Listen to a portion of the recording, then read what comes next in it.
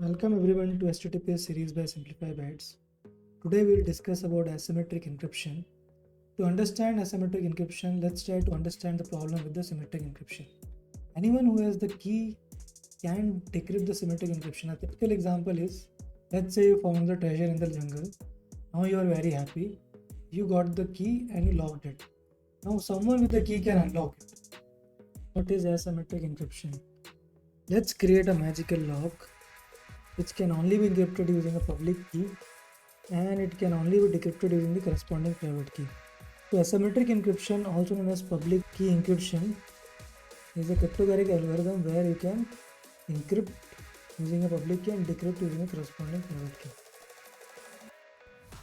One such popular asymmetric encryption is RSA used in HTTPS, named after the initials of the co-founder, the reversed Samir and Alderman. How does RSA work? Server uses RSA algorithm to generate a pair of public and private key. Now, this public key is distributed to the client. Client will use this public key to encrypt the data. Now, once the data is encrypted, it can only be decrypted using the private key, which was generated RSA algorithm. So this is how RSA algorithm works. I hope it makes sense. If not, let's try to understand RSA first using an online tool and then using OpenSSL. So here is an online website where we can understand how RSA algorithm work. So we can use the RSA algorithm to generate different key sizes. So we'll use 1024 as bit as default. There are various options that we have. So we'll say generate a RSA key pair. So we'll get a private and the public key. Now we'll be using the public key to decrypt our data. Let's say we type hello and we want to encrypt this data. So we'll copy this public key and we'll use this public key to encrypt our data. Now we'll get an encrypted output. Now we copy this encrypted output. We can only decrypt this encrypted output using the private key that was generated before. So we'll copy this private key and put it here. So you see we get the data back. Now if we make a single byte change in this private key, then also things won't powerful asymmetric encryption RSA is. Let's try to understand using an OpenSSL tool on Linux as well.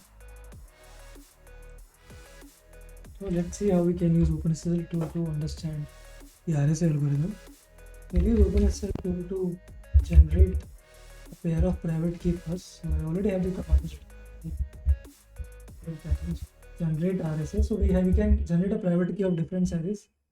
We can have 1024 private key. So if you see here, you see the private key, so it is 1024. You can have a bigger size of private key as well. So you can have, but for the convenience purpose, I will make it as 1024 so that it's visible on the screen. Now using the private key, we will be generating the public key. This is how you generate the public key. If you check here, public key ready with you. It is the public key. Now we'll be using this public key to encrypt the data. So we'll be writing some data file, let's say hello, and putting that into a data file. Okay, so we have our data file which has the content. Now we'll encrypt this data file using the public key. So how do you do that? So we already have the command ready for it. So public key, and we'll encrypt the data and we'll get an encrypted data output.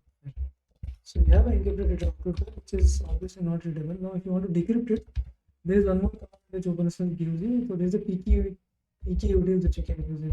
This is the private key that we'll be using to decrypt the data. So we have the hello again. So we can have some file as well.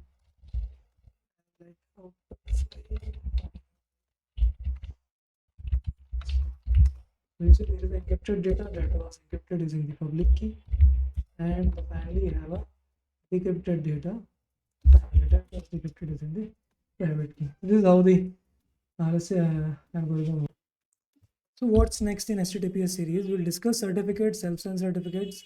We'll try to generate our own self-signed certificates in the next session. And we'll also finally try to create our own HTTPS server and understand the HTTPS handshakes.